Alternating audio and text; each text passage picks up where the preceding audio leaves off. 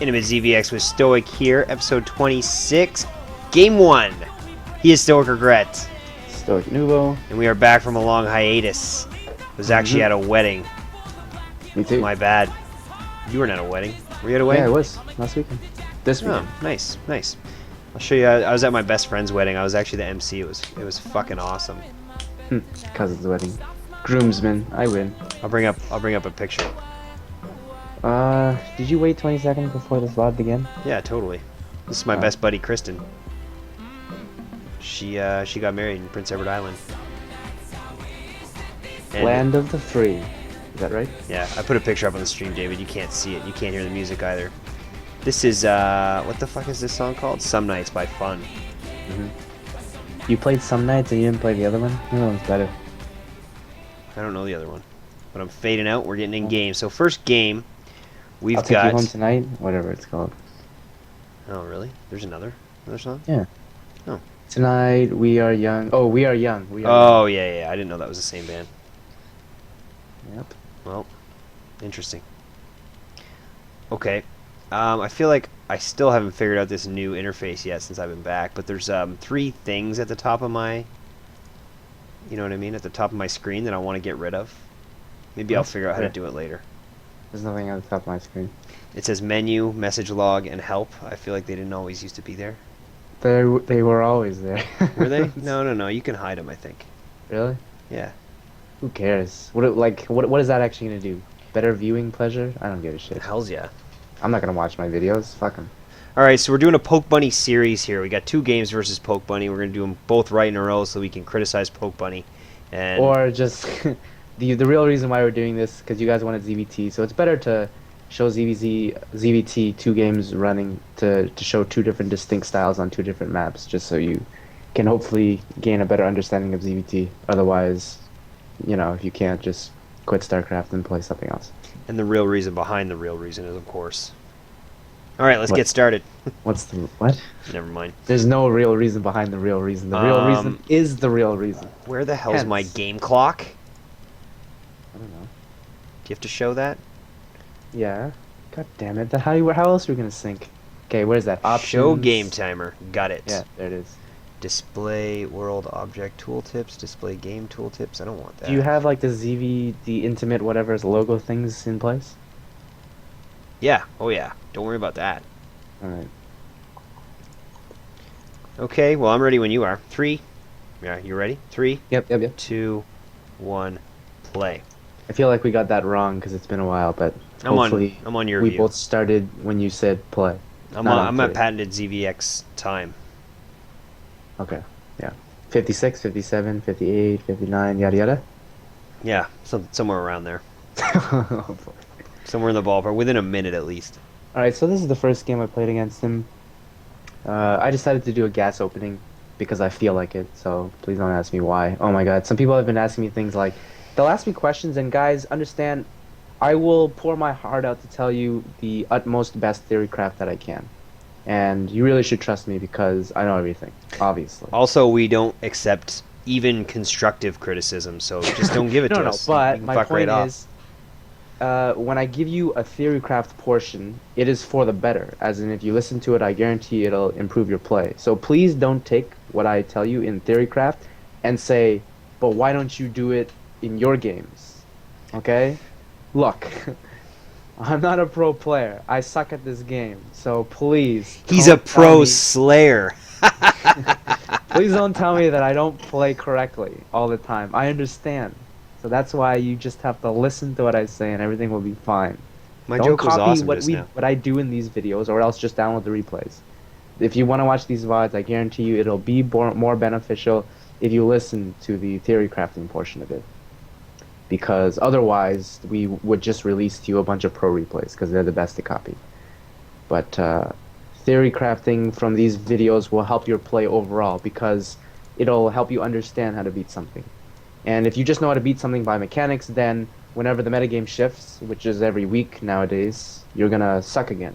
But if you understand why you do something, then no matter what changes, as long as you understand why something is done, you can make the change yourself, and that'll be for the better. Anyway, so I'm going to be doing a gas opening. This is a little bit of an old style. aka please don't ask me why I open gas. It is not good. If you ask my opinion, I will always tell you gasless openings are better. So please don't ask me why do I open gas. It's I meta. don't care. It's metagaming. No, not really. It's Totally just metagaming. But yeah, so we're gonna learn how to do infestor style off of gas instead. So the problem with this build compared to no gas is ever since the queen buff, basically the ability to go queens with that extra range allows you not to go roaches. And if you don't have to go roaches, you really don't need gas unless you really need speed to kick in. So opening gas first like this is more practical if you need to invest into tech faster because you're going to have less minerals, but you'll have more gas. So for example, a baneling nest, or in this case, as we're going to see, most likely a roach warren. Um, but if you open no gas, all you have to do is invest in that extra 2 or 3 queens, and then quite simply, you only need to have gas when you think an attack is coming, when the threat of an attack might come. So as long as you scout properly, like I'm doing here, see how I'm scouting the gas timings, then you'll know roughly when you can gas, either double gassing at 40, triple gassing at 50, or even if it's a really big map, quadruple gassing at 60 supply, something like that. But yeah, definitely the build here will be more dependent on tech.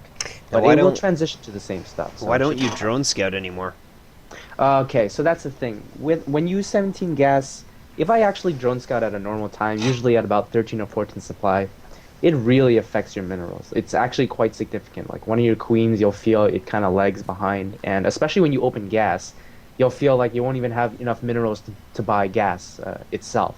You'll be at like 100 gas, and then you'll have to wait like a whole 3 to 5 seconds just to get it. So trying to delay it as much as I can, that scout is pretty beneficial unless I get 2 racks, which is why the first scouting that I did with that drone was my Zelnaga tower, just because that area to the right and to the left of it is the most powerful spot for the Terran player to actually commit to a proxy 2 rack. So as long as I don't see units coming from those angles, I should be fine. Anyway, so this game has been pretty standard. I do see that he took a double gas very quickly, so that's either a double gas at 17 or a double gas at 20. It's really kind of hard to tell exactly, but about that timing when you can see it that early, it means that he's going to be investing into tech really quickly. So as you can see, I haven't built a single unit as of yet, and I even put down my expansion and taken a second gas before building a single unit. Pretty much because the only logical tech path here is to be going Hellions first, and even if they don't open through Hellions, it means that they're going to be towering their Raxes with add-ons for quite some time. So regardless of whether it's 2 Hellions coming at me right now or nothing, whatever it will be delayed in the fact that I actually don't have to prepare for an attack until I'm pretty much 2 base saturated. So I'm almost there, 45 drones right now. And as you can see, very healthy to realize that he's taking 2 gases really quickly because it allows me to even get +1/+1 before I even start building units. So now, 45 is pretty much 2 base saturated, and especially because I'm only on 2 gas, I'm able to build a few safety roaches here. So this will protect me from any potential Hellion harass, just in case he was hiding Hellions and he's going to come marching out with 8 or 10 right now. Yeah, I was just going to ask, these roaches are definitely not for pressure, right? They're just for Hellion.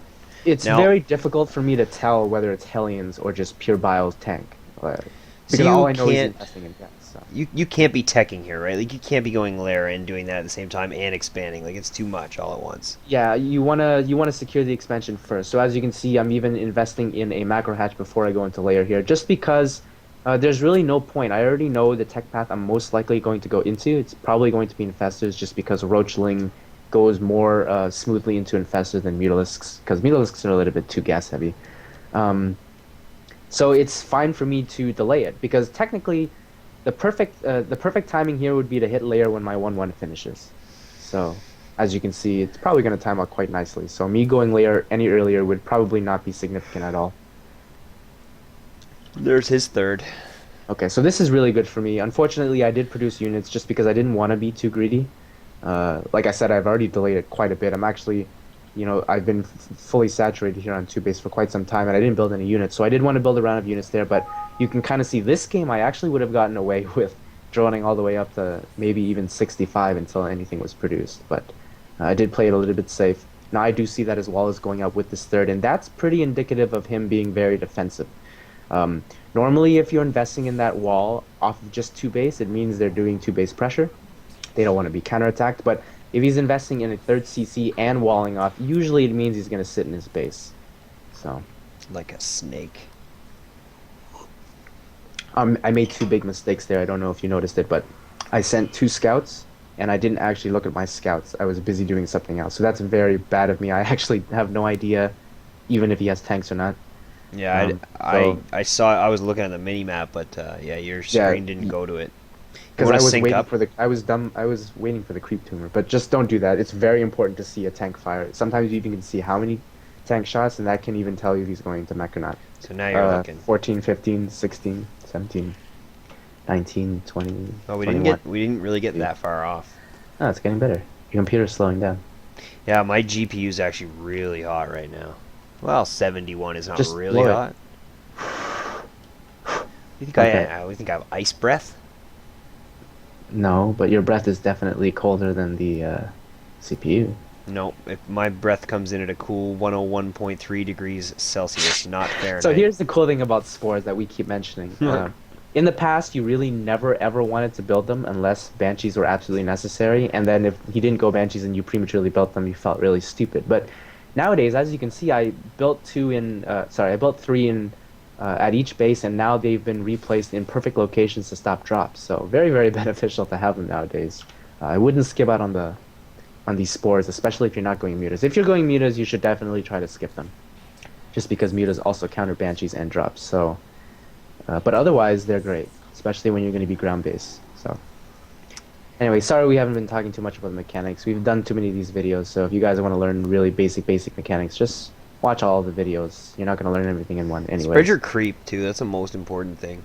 Oh yeah, and don't learn ZvT that especially. because my creep spread sucks. Yeah, why because- aren't you creep spreading like? Let me think of someone who's really good at spreading creep. Michael Jackson, Yeah, he's pretty creepy. Radiohead. Hmm. You don't get that reference? Oh, I got it. Oh, thanks, Shawn. So good support. All right, so I'm gonna move out, and the one thing that I do good this game, besides my shitty macro, even though I don't play a lot, my movement of units is really good.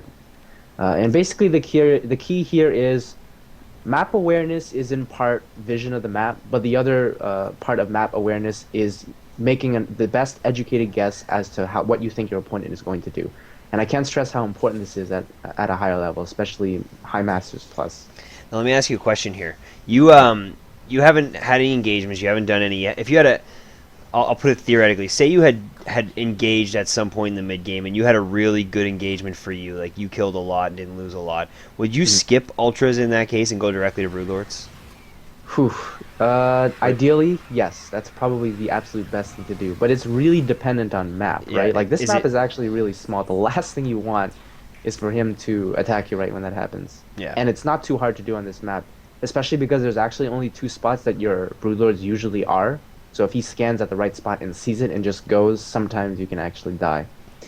But as you can see, map awareness is everything. I was able to snipe the tanks and back off. This is something that I learned a lot from like DRG and Stefano. See, the key to just doing that, you gotta learn how to move like this.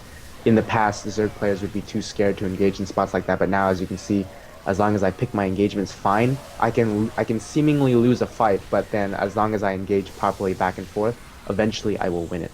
Yeah. And this is just absolutely so huge.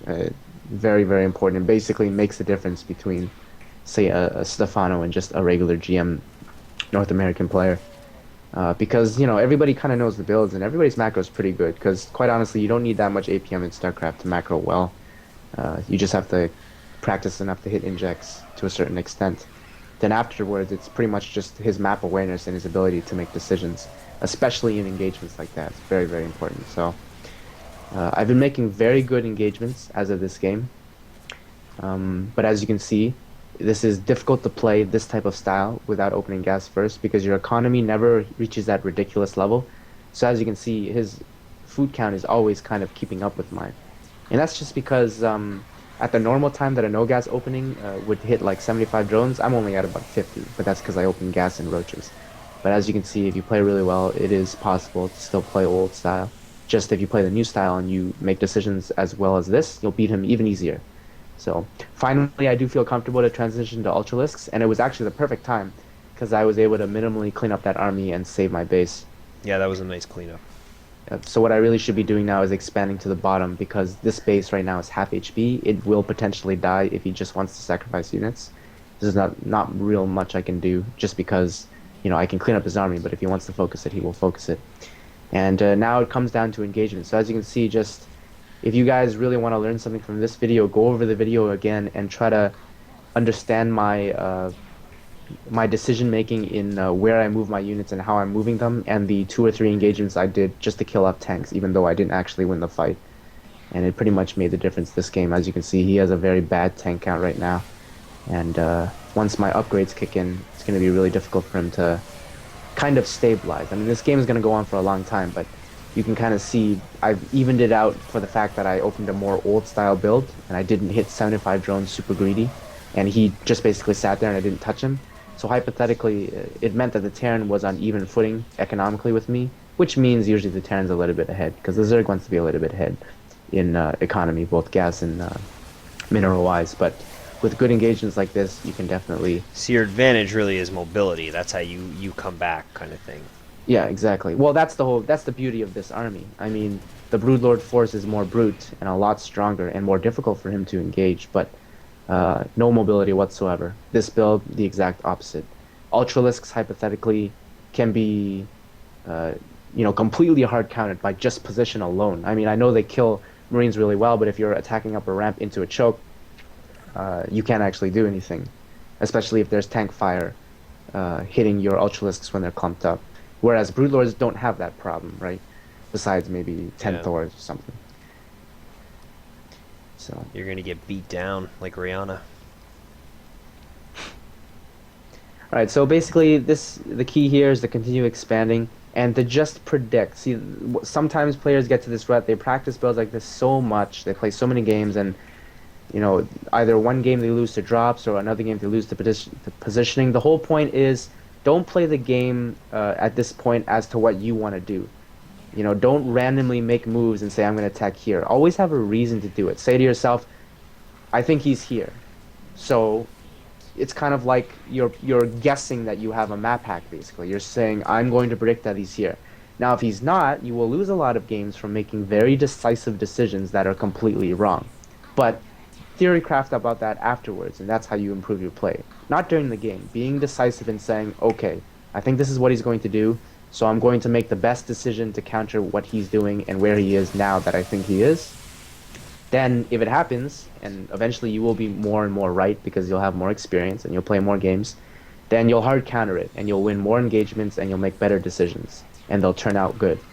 But if you just kind of play completely random and just say, I'm going to attack in this location for the hell of it, then no. So you can see how I blindly sent those lings back there. So these things, you know, people overlook them when they watch the pro players play, but these are the decisions that I love when I watch like Stefano and DRG and Nesty play. Yeah, because that's kind of how you're staying in. He's not able to take out your extra bases there. Exactly. And it's not that I don't have enough units to stop those. It's just, I just made a guess. I said, well, I saw a drop there before. Maybe I should send a bunch of lings there now. And, you know, that wins me a little bit, you know, at one stage in the game. And you keep doing that over and over again, you'll eventually gain a lead. Yeah, plus you just made it rain with those fucking fungals. Yep, because he was trying to pay attention to the top, and his attention was allocated elsewhere, and, you know, it's a good way to win by multitasking, I guess. Interesting. Okay, so as you can see how many spines I just built there? Let's go to the unit tab. You can see I still have 85 drones, so as we've mentioned in past VODs, that's very important. If you want to play tier 3 in any matchup, you got to make sure you have a lot of drones. You just got to know your drone count. You kind of that comes with experience. There's no way we can teach you how to... Yeah, I always tell everybody, have. Regardless of what race they play, you should be counting your drones every 30 seconds the first 10 minutes of the game. You gotta box them over and over and over and over. And then eventually when I hit that sweet number, I don't box them again until I know that I've lost drones, because it won't change. So. Oh wow, he is bunched up. Yeah, it's a very difficult engagement for me to go up there, but I thought it would be worth it. It wasn't. Yeah.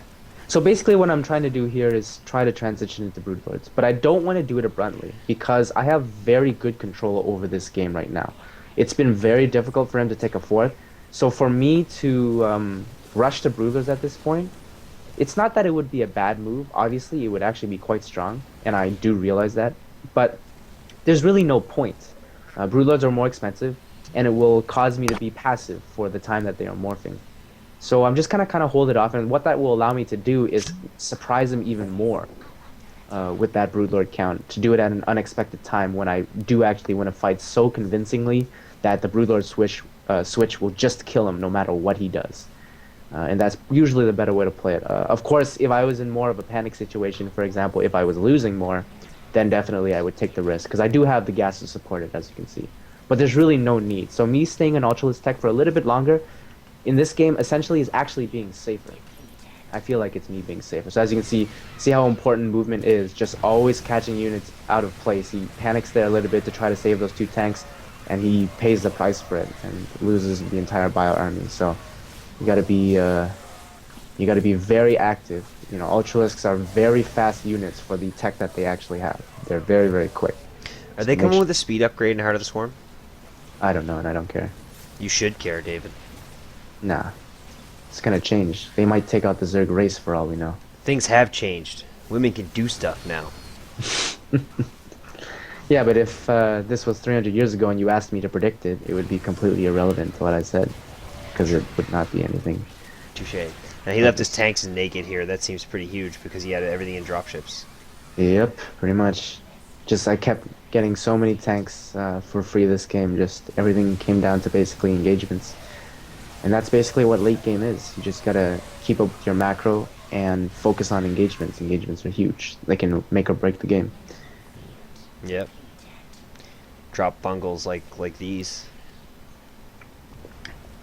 Alright, so as you can see, very beneficial for me to have made the base in the bottom right, because I did predict that he was going to focus it. And he did it with pure Marauders, so that was very smart of him. He did lose the whole army, but No, like I said, nothing can actually do so. Here's something that, while you're kind of not engaging anything here, something I struggle with, and I see it when I watch like Stefano and Idra and everyone, blah blah blah. How do you decide when to throw down infested Terrans versus fungals? Like, is there some sort of key decision? So, my best understanding of it is simply just this. Infested Terran is an extremely high DPS unit. But the problem with Infested Terran is it's kind of like a Baneling hit. It's a one-punch thing. So hypothetically, if I had 9 Infestors, technically it would actually normally, just I'm assuming the Terran is splitting decently, which means some of the fungals will connect, some of them won't. Obviously, if you can get everything in a big circle, then whatever, just fungal the shit out of him. But it's not going to be like that most of the case. So if most of the energy of, like, hypothetically 9 full Infestors go into Infested Terrans, that's the biggest bang for your buck, like in a one-shot fight. If you only had one, you know what I mean, one fight to win the game, and that would be it. Because it's the amount of DPS of the output is ridiculous, and it's basically essentially like a double army. So that's usually how I decide. I kind of look at the fight, and this is the same with ZvP, which is why usually when it's done, it's because the Zerg player really needs to win the fight. You know what I mean? It's kind of like, Stefano does it as if, and he does it the best, by the way. If he doesn't win this fight, he's gonna lose this base, and if he loses this base, he's dead. Then he doesn't give a shit about energy. He'll just unload as much as he can, and it's basically like added army value. So you only need 1 or 2 fungals in a fight, just because ZvT is so volatile. Units die so quickly. So waiting for that extra fungal really doesn't do much, unless, of course, like I said, you get him into that spot where he's all clumped up, and then you fungal him 3 or 4 times. But now, right there, those infested Terrans are kind of just, you're so far ahead that you might as well just take out some SCPs, right? Well, see, this is actually a perfect example. The reason I did that is because I knew my Broodlords were coming behind this. So the last thing I did not want him to push out to me. So I kind of unloaded there, because that attack wasn't really to kill him. That's why I didn't remax on Lings in that attack. If I wanted to kill him on that attack, I would have remaxed Lings. But okay. I knew that I was going into Broodlords behind that. So I wanted to basically put as much as I could into the little units that I had there to kind of unload, and it kind of worked out nicely here. As you can see, I finally did transition into Broodlords at a point where it'll surprise him so much, and it doesn't even matter anymore, because I basically won the engagement so much, gassed out my Infested Terrans and everything, that this should just simply kill him no matter what happens. So it was a pretty good transition. It's quite good. Cool. Cool. And now it's very difficult for him to engage. Unfortunately for him, he's been put in that position where his economy is really bad, and he's going to have a very difficult time dealing with the ground army, which I retained really highly, thanks to the Ultralisks, along with the Broodlords. So Yeah, he's got I'm so going to much stretch gas. myself. It's Yeah, crazy. Terran's always like that. Yeah, I know. It kind of sucks. Yeah, it's because mules are such a they jet your economy so much that you spend it so quickly as well. Because Yeah. you literally like if he sits there and doesn't do anything for a minute, he'll have like 8,000 minerals. So All right. Well, we'll be back for game 2 with Poke Bunny again here on a different map. I think yep. right after.